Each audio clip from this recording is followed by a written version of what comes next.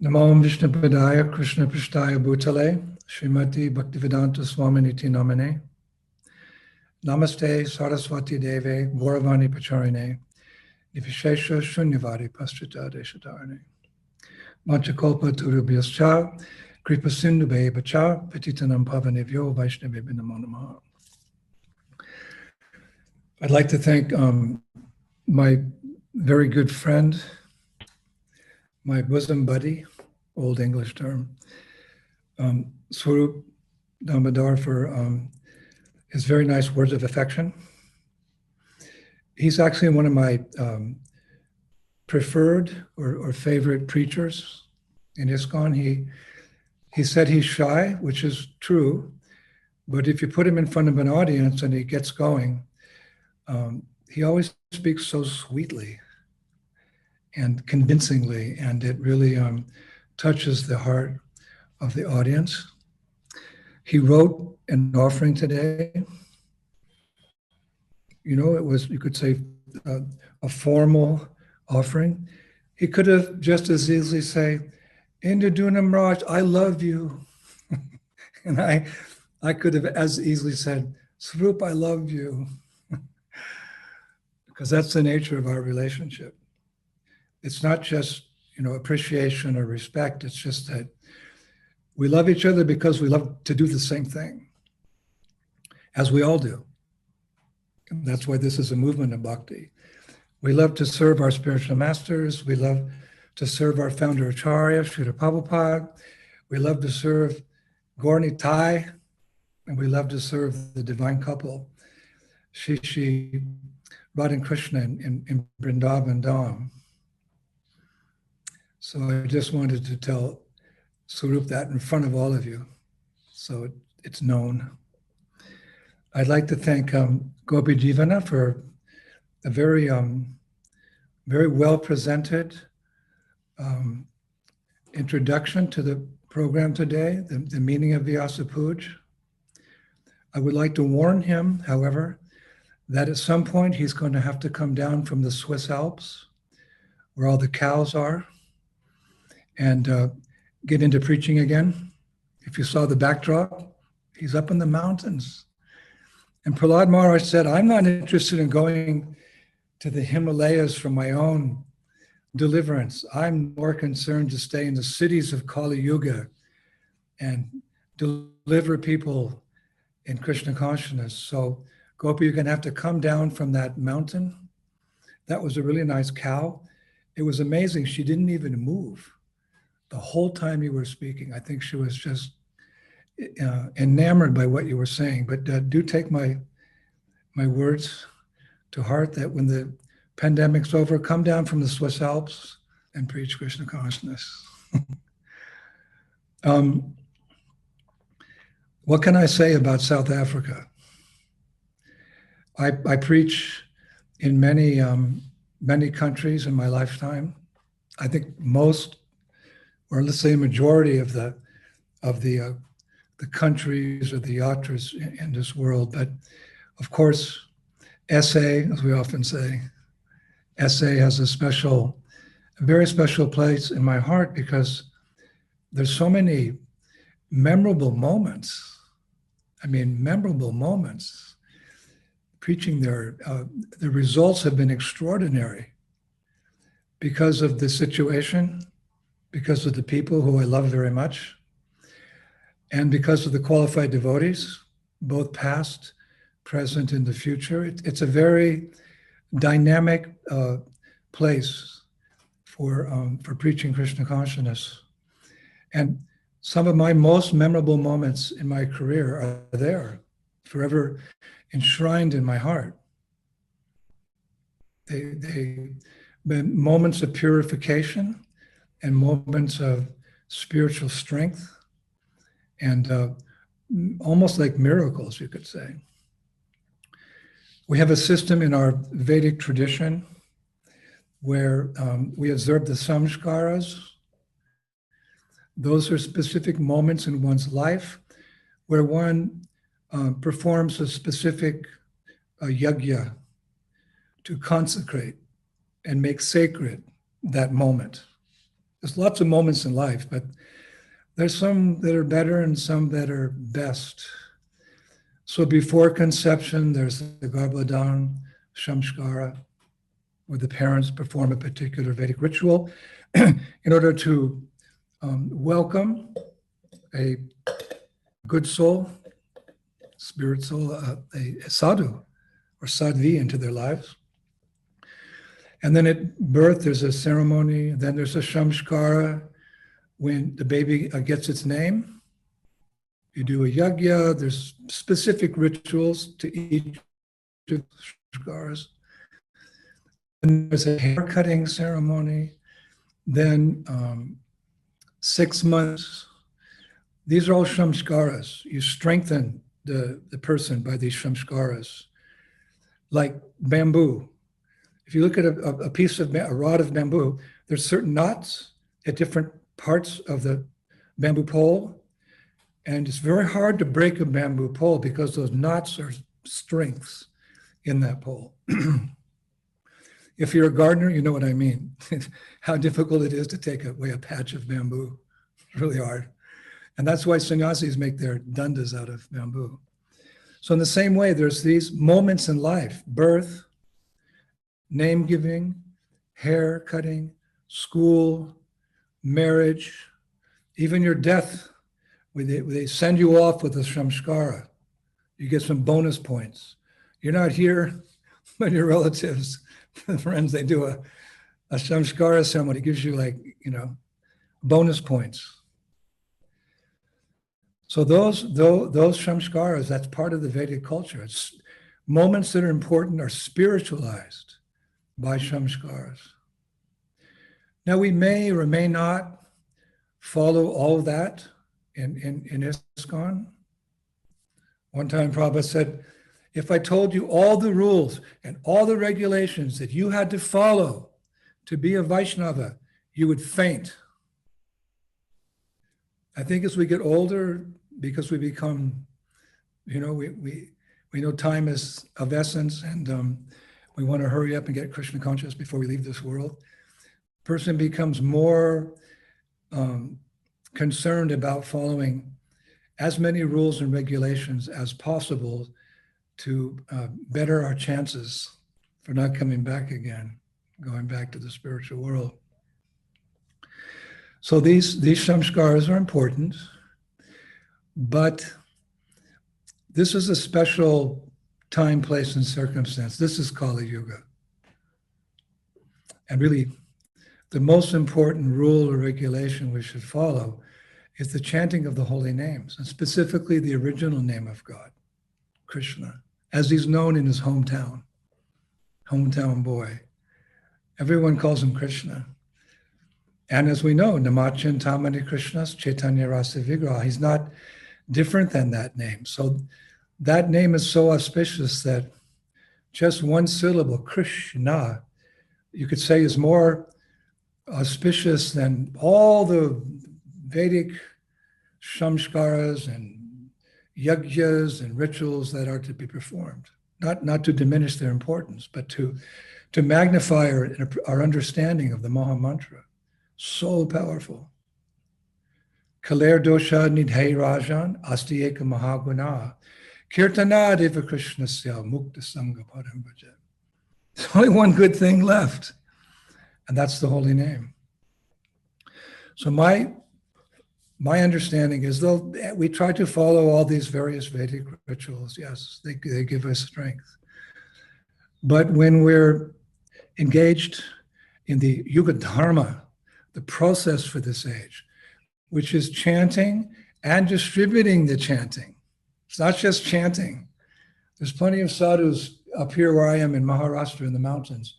They're chanting something, but also distributing the chanting, because that was the mood of Radha and Krishna when they came to this miserable world as one, as Chaitanya Mahaprabhu.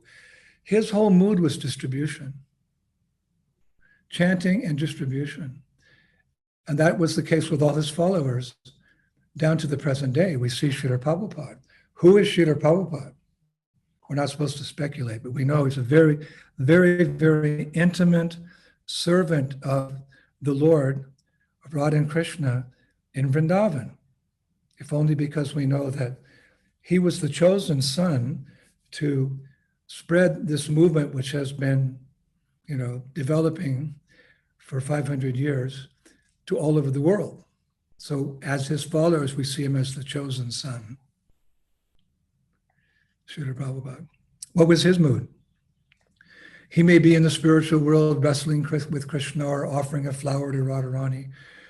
But here, what was his mood? Work now, samadhi later. Sharing Krishna consciousness. And to each his own.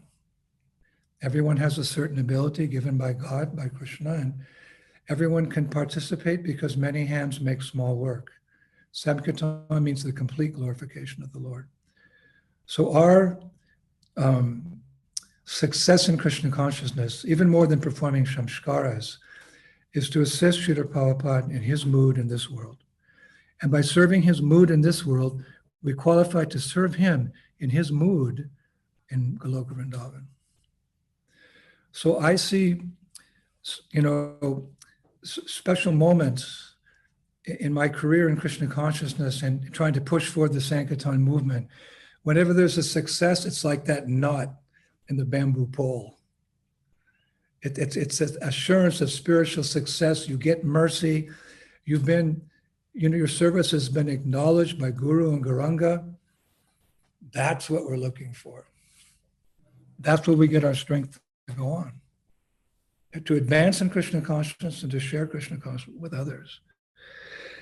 So I have so many of those Chaitanya Mahaprabhu samskaras, for want of a better phrase. So many of those I have in South Africa. So many. Those moments have given me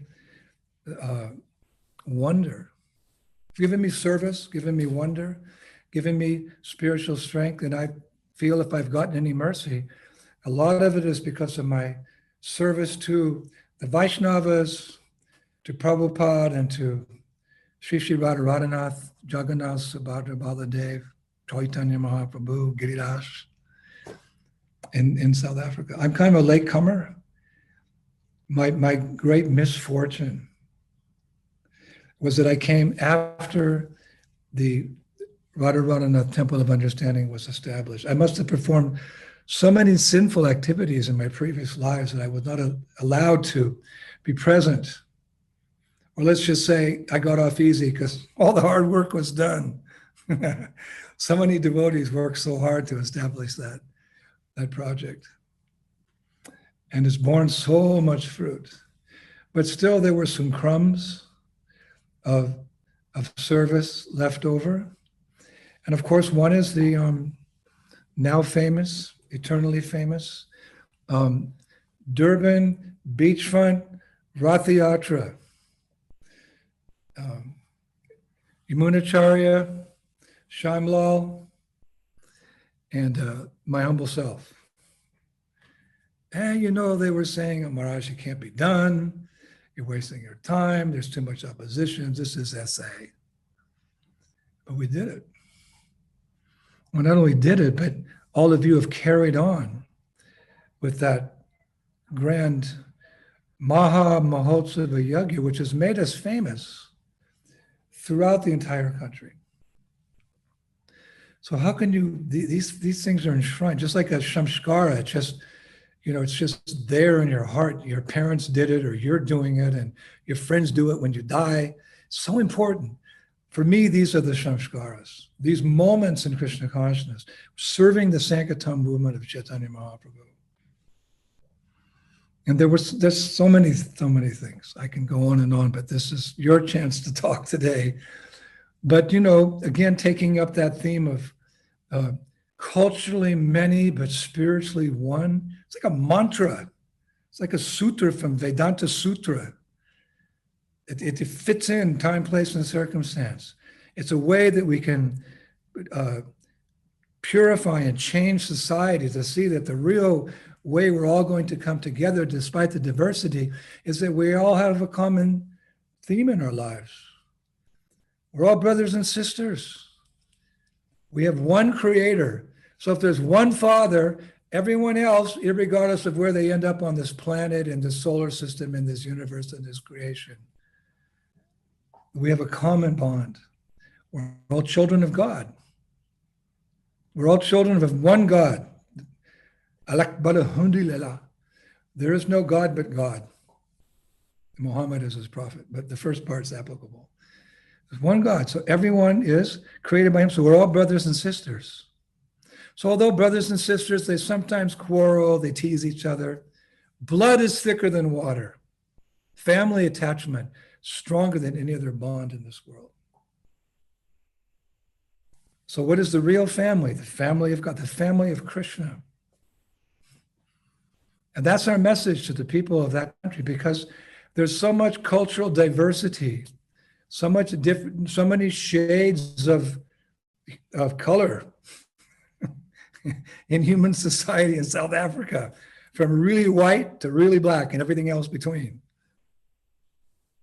That's nice. Variety makes life interesting. Can meet all kinds of different people, different cultures. Rather than be envious or despise them, you can appreciate them and love them. So we have so many preparations on a plate. We should see it like that. So culture, but what is the common tie?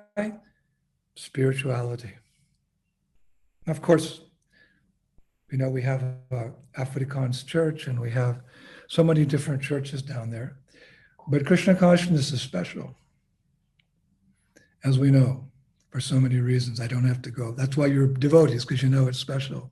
We have so much to offer the people. This philosophy, this food, this song, these books, holy places all over India where I am now. Everywhere you step, you find something sacred. This was the original spiritual culture of this planet.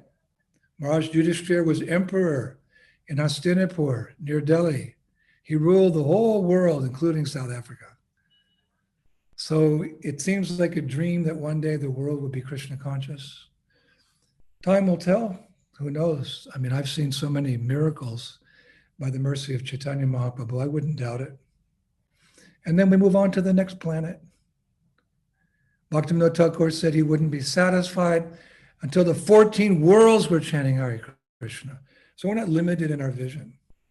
We see everyone as spirit, soul, everyone as brother and sister, even the insects and the birds and the mammals. And I was up in the jungle here in a cave, and a wild dog came out of the jungle. Oh my God. And he came over and he gave me his hand. You may have seen that video. 1,200,000 views. That 45-second video of a wild, vicious dog coming out and putting his hand out in the hand of a sadhu. I rubbed his head and we exchanged that, and then he went. I miss that dog. I really do. I walk in the jungle now. I call him Rishi. Hey, Rishi. Whoa, Rishi, come on. So with this vision, we can conquer the world because we have such an attractive culture. And the South Africans are open. It's not like communist countries, Belarus. It's not like, the world's like now. You try to preach in some places, you're thrown in jail in 20 minutes. South Africa, democratic country, it's got its problems. It's got its problems. But I think because Krishna consciousness is such a joyful approach, chanting, dancing, and feasting, I think people will one day embrace. But we have to preach. We have to preach. So my dilemma now is that I'm stuck on a mountaintop in Maharashtra, India, and I can't come to South Africa. I love to come down there. I've got all my friends. We've been through thick and thin together. We've weathered the storm. We've enjoyed our biryani together. You can't get biryani. Even in India, they don't know what's biryani. I guess they do, but they don't know how to make it like South Africa. Biryani. I've got my petit pain, the little green things you have down in PE and Uitenhage. And we have our walks on the Durban beachfront, right? I've got all my friends. I've got disciples who own beautiful birds, African grays. I have very unique disciples down there. And I'm missing all of you. And I can't wait until this horrible scourge of the earth has gone. It's there for a reason. Nothing happens without a reason. I mean, Mother Earth felt it was time for some purification because of the sinful activities, although I don't say that in public.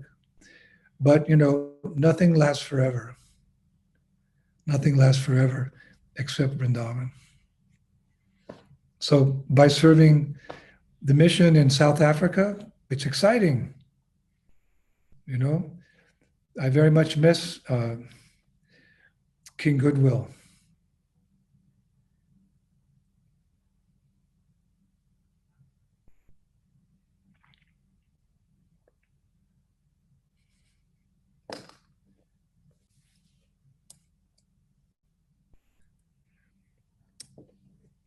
Hare Krishna. I miss all my friends there. Some have departed now. And, we served the greater public in various ways. I had plans with King Goodwill. He was very favorable. He's going to come to our next Rath Yatra. And we had some good talks together. He was going to make me a Zulu warrior. That's on my bucket list, to become a Zulu warrior. I don't know if it's going to happen now, but I really loved him, and I miss him, and I miss a lot of people. Shruti Kirti. We worked together. Shamlal, so many devotees. But let us carry on in their memory. And one day we'll have our eternal life. Not in SA, not in Johannesburg, Kapstad, Utenig, Durban. That forest, which is the furthest from Vrindavan. But that's okay. That's where we want to be. Because we're Gaura Bhaktas. And we want to be where we can serve Mahaprabhu the best. So you've got a lot of challenges down there, a lot of hurdles, a lot of obstacles to overcome. But don't hesitate. Don't be afraid. Bhaktivinoda Thakur said, difficulties encountered in your service, my Lord, that's my greatest pleasure, to take on the obstacles. Krishna took on the demons when he was here. Prabhupada preached against the scientists and the atheists and, whatever. So whatever opposition there is, we embrace that as a chance to show Krishna we're really his devotees. We're in his mood. When he comes to the world, it's to save the devotees and annihilate the miscreants and reestablish dharma. So you have your Prabhupada Desh, you have your place. Most of you are not going to be leaving South Africa unless you go to Mauritius for vacation, or maybe India. You've got your Prabhupada Desh. That's your lifetime service. That's your place. That's where Mahaprabhu's placed you, or he found you and made you a devotee. So work hard to deliver the people of that great country. South Africa is the one. It's very beautiful. What can compare to the beautiful beaches? Cape Town is so beautiful. Drakensberg. You see, I know all these things. How are you keeping, man? I'm 1/4 South African. How are you keeping, man? It's lekker. So thank you for giving me this opportunity to come to your country. I really pray that I can come there again and serve in whatever capacity I can. Got some years left. So I've got a lot of energy. I recently did a blood test, and the doctors couldn't believe that. Said, you're 72, but you have the health of a man in his 40s. Like, what's going on here? So let me come down there, and we can do some more amazing programs, some more miracles. Why one or two? Christianity has millions of miracles. We can have billions. And I think South Africa is one place that we can do that. So I've spoken long enough. I don't, I'm usually giving lectures on Braj. On Vrindavan, I don't get to give lectures about the basic tenets of Krishna consciousness. So excuse me if I've talked too long, but I'm talking to the hearts of my disciples and friends and followers, that let us work together to please Srila Prabhupada Who found the time to come to South Africa? That was an obstacle getting Prabhupada there. But something in Prabhupada's heart, he wanted to go to South Africa. He didn't go everywhere, but he came to South Africa. So that says a lot. So thank you very much. South African Yatra ki, Shishibhadra Radhanath ki, Jagannath Subhadra Baladev ki, all the Vaishnavas and all the Vaishnavis of South African Yatra ki. Hare Krishna.